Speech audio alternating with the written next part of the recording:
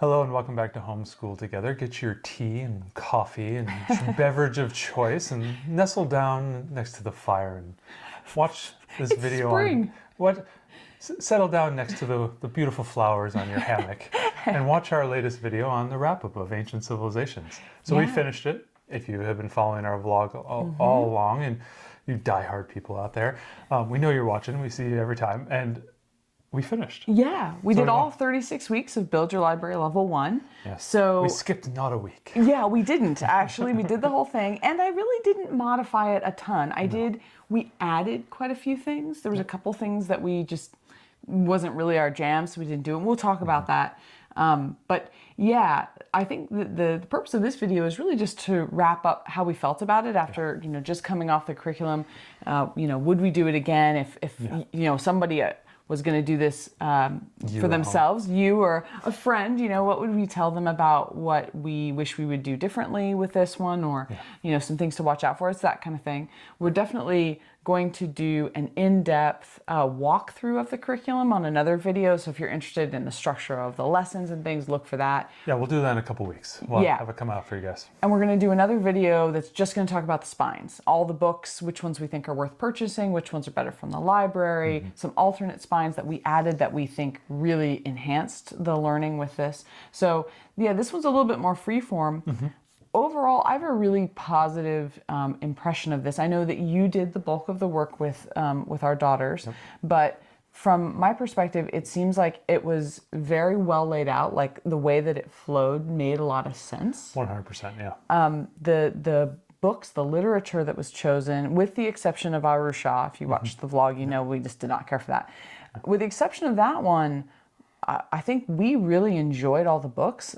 There's a couple that aren't based in historical, like Tale of Despero, obviously, but that's a great book. So it was cool that we did it. I think the books were really well chosen for it. I think it made a lot of sense. I don't feel like the workload was too heavy with this. No, in some respects, if you're doing the combo out there, the Around the World journey, if you're probably following along, we've done a lot of videos on that. This was significantly less work. I found that it wasn't as it wasn't as in your face. When we did the Around the World adventure, we were getting some additional books and we were really stuffing ourselves full of books. I never felt that pressure here, but it's also kind of the first time we actually were reading more of a textbook with the History Quest book. Right. Also, there's a lot of chapter books that you're reading in this one too. So while you may not get as many children's books, I felt like the Around the World journey was more of a children's book type of thing. Tons of picture books. Tons of picture books and really good ones, but there was more kindergarten. This felt more like, okay, we're reading textbooks and I'm reading, long form, no picture, paragraph, pages of text about historical information. And it felt like we had departed from the early learners type of thing. Yeah, it definitely was a step up. Now, for us, we did this with our 7-year-old transitioned to 8-year-old. How do you feel about this as a 6-year-old? I think that she says that this is for like ages 6 to 8 is what she says on the cover of the curriculum. I feel like 7, 8 worked great. 6, I think might be.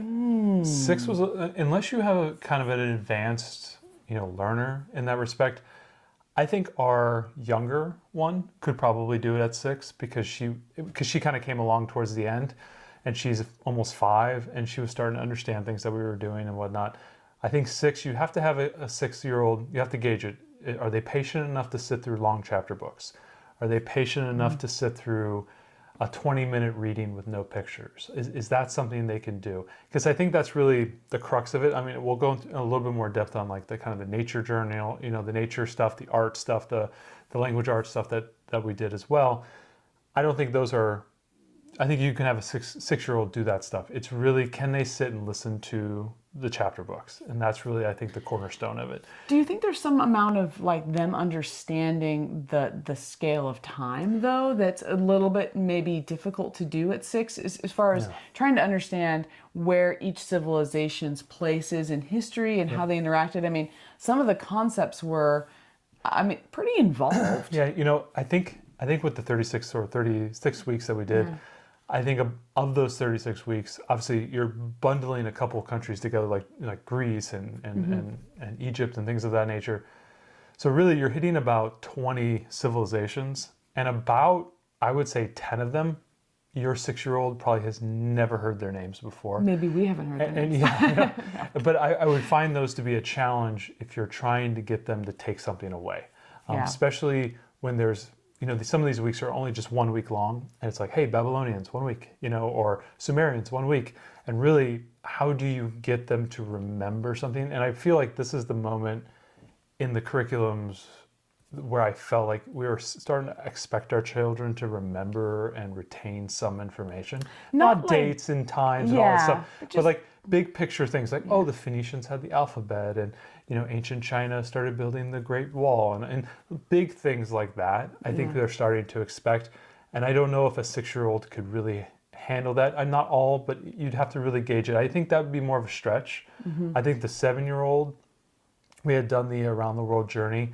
If you've done the Around the World journey and you have kind of a rising 6, 7-year-old, I think it's fine. I think they'd be fine. Yeah, I think just coming into this with a fresh 6-year-old at the start of that kind of first grade year, I just think it's a bit much for that. And it's interesting because Build Your Library 1 is supposed to be a little bit less on the age scale than Torchlight Level 1. Just anecdotally, we've heard people say Torchlight's always a little bit above. So that one's probably even more advanced than this one is. And I know a couple of the books that they reference in Torchlight Level 1 are actually used later in upper levels of Build Your Library. So I feel like, this is one where overall I think it's great. I think it hits those numbers though, like 6, 7, 8. Like I think 6 is just a little rough, depending on your learner. Yeah, but 7, 8, no problem. 7, 8 is a lot better. And I think it's definitely worth purchasing, whether you decide to jump right into it with a newly minted 6-year-old or whether you decide to wait a little bit. I think it's definitely worth getting. The cost is really affordable.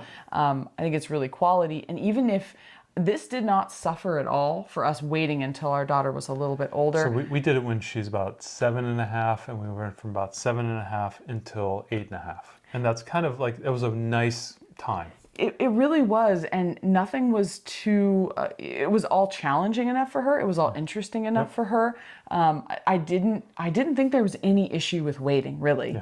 And so if you want to do a longer Around the World journey, you want to dive into prehistory, or you want to just do a bunch of unit studies and things until your child's ready for this, it seemed to be just fine waiting. On it. So I think that, there's no rush to have to do this. I felt really, when we first looked at the Build Your Library schedule, it was like, okay, we do this at 5 and then at 6 and then at 7 and we go through all the steps. And now I'm kind of more like, in a few years, they're not going to remember this anyway. And we're going to come back to it in later levels of Build Your Library or whatever curriculum we're using at that point. So I don't think that we're trying to get them to remember all the concepts and things. I don't remember what I learned in 2nd grade about ancient history. I remember making a papyrus scroll out of a Bel Air paper bag from the grocery store, and that was all that I remember, is making us coloring on this thing. But I didn't remember any of that stuff. So I think we're just trying to give them a sense of where civilization came from. I think also there's a heavy geography context here as well. That can't go. I know you're doing the Around the World journey, and you get an idea that there's a lot of people on the planet. There's a lot of different cultures. There's a lot of things to learn. I think this is giving you a deeper appreciation for a very specific section of the planet, because most of the weeks you're going to spend are Mesopotamia, kind of greater Mesopotamia, North Africa, obviously through the Mediterranean, and you're going to spend the vast majority of this entire curriculum in that region of the world. And so I think it gives them an appreciation for the age of that area, because we live, on the other side of the planet from these, it took a lot longer for people to get over here. And there were a lot bigger civilizations here, and they had a lot more meaning and the legacy. The legacy in those areas. So you're going to spend a lot of time just in that kind of Middle East, North Africa, Mesopotamia area. And I think it gives a lot that gravity of what happened in that area and why it was so important. It's neat too to see things through, even starting in ancients, that we still use today. Like when you did the alphabet with the Phoenicians, that was really cool to show, like, wow, look how many years later and we're still using something that the Romans invented. All these different civilizations. But if this is your if you're coming into homeschool with a first grader Oh, yeah. and you're just like, you didn't do an around the world journey and you're like, okay, I'm going to grab level 1 and we're going to dive in. I've always heard people say, no, start with Build Your Library 0. Yeah. And I agree. If you didn't do the around the world journey, start there. Yeah. Do that, whether you do just Build Your Library or combo with Torchlight, or you do your own thing or whatever. That experience, I think, is super valuable. It's also easier if it's the first time you're homeschooling. Yeah. So this would be the, what is this, the fourth or fifth year that we've done something with our daughter that's more focused. We've done Blossom and Root, we've done a few other things as well. This is our second major cycle of a larger, essentially more canned curriculum that goes from end to end, and that we went end to end with it. So if this is your first time doing something, obviously if you have an 8-year-old, I think this would be fine. If you want to just jump right into it and do this with your child, not a problem. I've had some experience now, past couple of years, learning what my children like, learning just the rhythm of going through something here that you have, like, I have to do something, all week, and it's not trivial. It's not something you can just do in one day. Right. And so having that discipline of understanding, okay, homeschooling is something I come to every single day. That is something I've, a habit, and in some respect of, I have to show up every day, and I gotta come prepared, and I gotta do my stuff. So there's a learning curve definitely with homeschooling, anything. But it's not too difficult. No, it's not. But if you're coming into it with a first grader, go back and do the around the world and wait on this, because it'll be here for you, and they'll get just as much out of it, if not actually more out of it at 7 or 8 years old than doing it right away. So I think that's all. If this is your first foray into homeschool and you've got a younger one, I think that around the world journey is so meaningful that this can wait. There was great stuff in here. We're going to come back to this when our daughter will be in 4th grade. At that point, I think 4th grade. Yeah, probably. And that's fine with us. Like we're cool with that. She's still going to get tons out of this, even at 4th grade. So don't miss the around the world journey if you've got a young one, because I think it's awesome. Now, with respect to what it was like on a daily basis, I think, the way that they tend to, if you have looked at the sample, you can see just kind of the way that they break up the week. It's all a grid. So a lot of times they tend to, she tends to take like history quest, which is one of your main spines, and break it up over like 3 days. You often just read it in one day. I mean, some of the times when they broke up the reading, it didn't really make good sense to break it up. Other times it was like, oh, you need to break this. This was long for some of these novels. But the funny thing was, if you watch our videos and you go week to week, for us it was almost a discovery, because we were kind of obviously we knew, we had looked at the curriculum, we had gotten the books, we had everything planned together, but actually executing that week, you don't know what it's like. There were a number of weeks where it felt like we could condense, and so 36 weeks, I mean, it wouldn't be crazy if you went into this and said, I did it in 30 weeks. I would say, I totally believe you. There are places that trim and cut. There were a few civilizations that seemed very thin, and that maybe you could combine with the previous week and maybe kind of do 2 in 1, or try to boost one if it felt kind of thin. So some weeks it felt like you're eating at the buffet, and some weeks it was like the pantry's empty. And so it did feel like some weeks were like that. And then obviously there's the big civilizations that you hit. Obviously Egypt and Rome and Greece, China. You're going to spend a number of weeks there. So out of the curriculum, you are doing not as many civilizations as you think you are. You're like 36. There's 36 civilizations. It's not. I think it's about 18. You'll do like 6 weeks just of Rome, that kind of thing. Yeah. Sometimes it felt like it was getting a little long in the tooth on some of the long ones. Because if you think about it, you do 4 weeks, you're spending an entire month studying one ancient civilization. And depending on your learner, on the stamina and what they're interested in, they could burn out and you may have to pull out early, and that's not a problem. I never had a problem with that. Sometimes the readings were kind of overly extended across to make extra room to do they more. kind of try to fill that space. To fill the space, and so you may find, oh, I don't need to do 4 weeks, I can do it in 3, and all of a sudden your curriculum's down to 28 weeks. It definitely shows things going over 5 days. It didn't really take us 5 days. No. We would spend kind of like 2 days, Two and a half something like that. days. So typically I had A couple of hours each day. Yeah. It wasn't crazy. No, it was not. So the way that What took longer were the chapter books. Yeah. the chapter books were kind of a daily thing, and we would read them oftentimes before bed because or during breakfast because they were just longer. They needed your everyday attention. The rest of it you could really condense down to a couple of days. Yeah. I think that this curriculum does a really good job as far as like the history, the mythology, the literature, Science. Yeah. that all goes really well together. And then you have these bolt-on pieces, which is like, here's some science, and it's all nature-based stuff. And here's some poetry that's also nature-based. So we could just call that the nature section. Yep.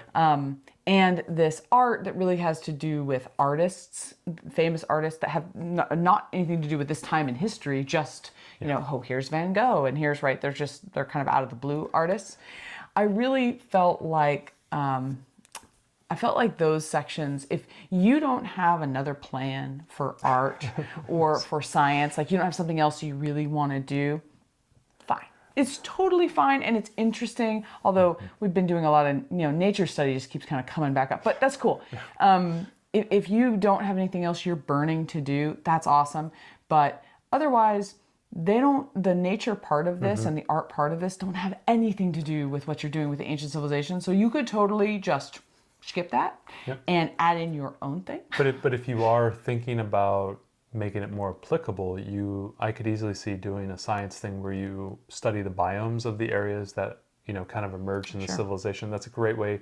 If you're like us, where I'm tired of nature studies, I don't want to do any more nature studies, and you're like, I just don't want to do this right now. You can easily do a biome study where you study the areas and that are the civilizations and what do those areas look like, animals from those areas, domestication of animals, things of that nature is a cool way for you to kind of tie science or biology into the ancient civilizations. With respect to the artists, it's very hard to find an artist from the Sumerian times. They don't exist. But we did a lot of art. The art is there. Right, but so we did art projects that were like reminiscent of the type of art of that time, which was cool too. That was a big thing that we did. Yeah. So we ejected out of the artists that you should know books because there was only one of them at our library and our kids just didn't really click with it. Well, we kept having to renew it, and then sometimes it wouldn't come up for the renewal. We had to wait a couple weeks, and eventually you do that 2 or 3 times and you're like, yeah, I'm done. Right. And the kids weren't really into it. So we just went ahead and said, hey, this civilization is really known for their mosaic art. Okay, let's do some art project that's kind of around that. I think that's way more applicable than what's done in the curriculum. And for science, if you want to connect it to, another idea is you could talk about the scientific discoveries of that civilization, right? There was a lot of things that different civilizations discovered, and you could recreate experiments. Or you could just get another science curriculum or a book on science experiments and do that. Yeah, I just don't think that, don't assume that the science and the art really have to be done because they are not tied in with the rest of this at all. And I think it's still a great value, even if you chuck those pieces. They're totally fine, and if you want to do them, awesome. They're not bad, but they didn't go with anything else, and our kids didn't really connect with them. Our kids are not really poetry kids, as well, and we've already done a couple of nature studies, so they were kind of like, yeah, okay, our backyard. They liked some of it, but in general, it just didn't really click with them, so we didn't do a lot of it. At some point, we ejected out of the art pretty early. The nature, we went over halfway through, I would say, with the nature. 20 weeks in, I started it. Yeah, when then they were just kind of like, we're done. So I kept the poetry going. I kept reading the poetry. There is a memorization element of poetry as part of the curriculum. So you're reading poetry in the book of nature poetry, and then you're then tasking your child to read one of the poems, and they recommend a poem. You can choose other poems if you're, like my child has issues with memorization. And so memorizing a really long poem is not really her jam. I found some, you're reading typically about 10 poems in the reading for the week. You can find a shorter poem, something that might be like 5 or 6 lines long that they can memorize. After a while, she wasn't really even into that. And it was more, I felt like I was pushing her to do it. And so I kind of backed off and said, okay, let's do something else. I ended up, for her, reading's kind of a struggle, so I just kind of bolted in more reading work and more spelling work, and I kind of just let the memorization of the poems drift. I still kept reading the poems because they were actually pretty good, and I was enjoying them. They were all kind of nature-based. It was pretty cool. Yeah. But I was just bolting in some additional stuff that was more in line with what she needs right now with her education. So obviously, these are things you can do when you're kind of adjusting through the curriculum. Like when we hit it full bore. We just did it all. Yeah. And it was a lot of fun. We did it, but eventually you start to find things that work and things that don't work. And you start to you adjust and try to make it exciting while keeping the main curriculum going. That was kind of what we did. So yeah. Yeah, I think. And we did some more writing stuff at the beginning. Poetry is another place, this whole memorization of poetry, where again, for a 6-year-old, it was hard for our 8-year-old to do. It would be hard for me. I'm not a good memorizer at all. And I'm sitting here asking her to memorize things that I would have trouble memorizing myself. So it felt like it was something I could kind of prune, save a little bit of time, reposition that time for something else. So the other thing that there is a copywork element of this curriculum too. And we kept that going all the way. Right. So we did that, but again, I think that might be really tough for a 6-year-old. Yeah. So so there's a couple of pieces in here that you can decide, how far into them you want to get. There was also a narration activity as well that went along with the copywork that was tied to the book. Sometimes, though, it can be a little tricky because you're doing copywork, narration work, copywork, narration work, copywork. You do about 5 of them a week, and 1, 2, 3, And the narration work is difficult because sometimes the work you're being tasked with doing something with the reading. And depending on how you do the chapter reading based on your schedule, you'd be like, oh, I can't read on Wednesdays, we're jammed. I don't have time. So I make up for a couple chapters on Monday, I read a couple on Tuesday, I take a day off, and I read a couple more here and there.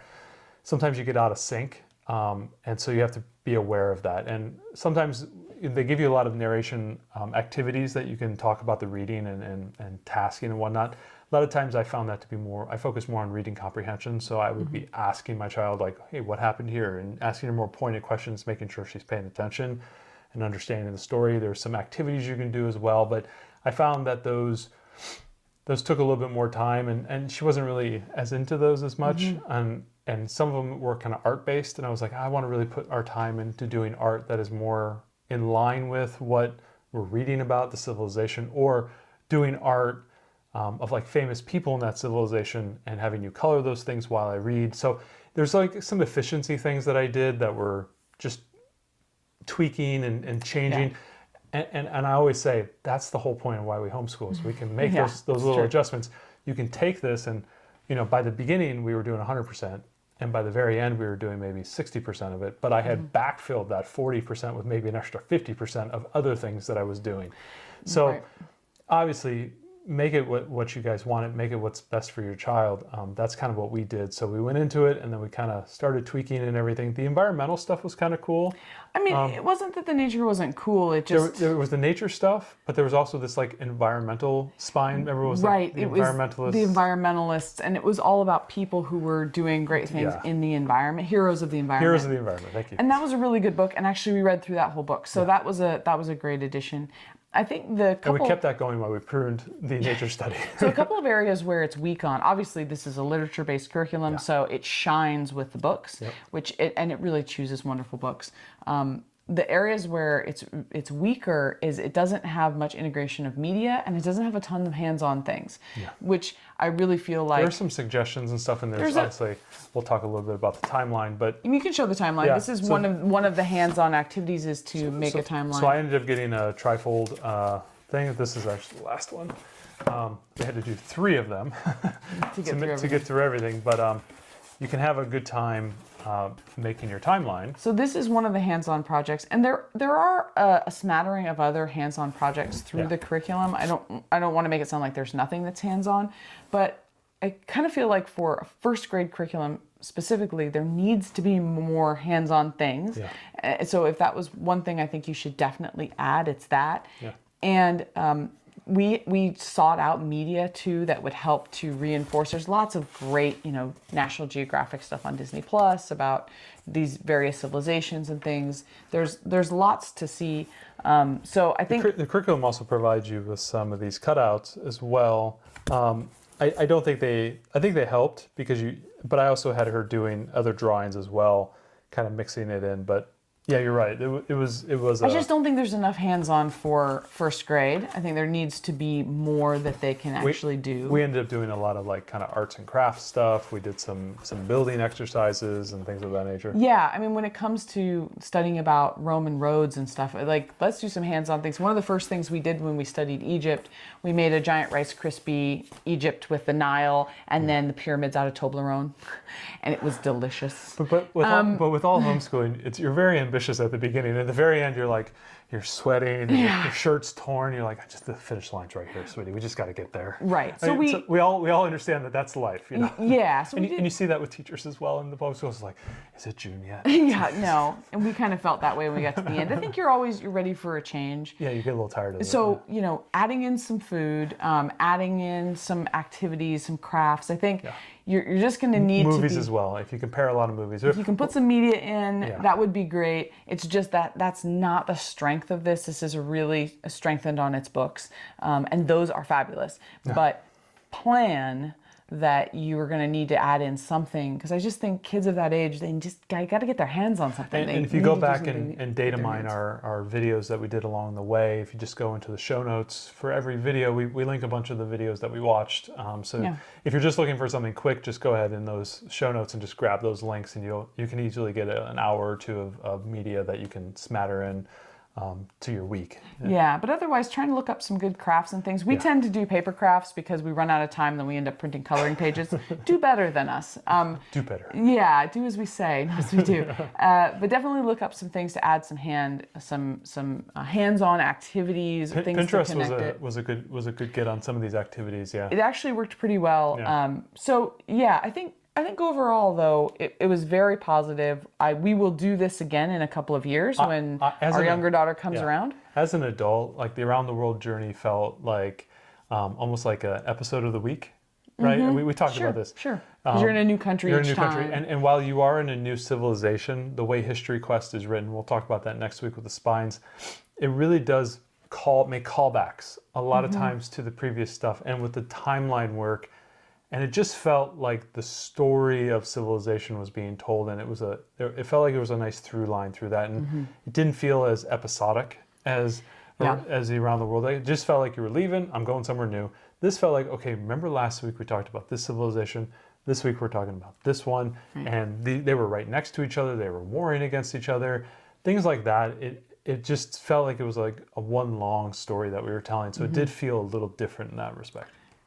Yep. So overall, really positive from our side. Just a couple of things to look out for and to maybe add in yourself. And if you buy the curriculum, we highly recommend you printing it off and having it just put it in a binder. It's an 1.5 inch binder. It's just an inch binder. And so I felt we'll do the top down view in a couple of weeks, and you guys can look at it. But I really felt like it was laid out nicely, and it was smooth, and it was very clear.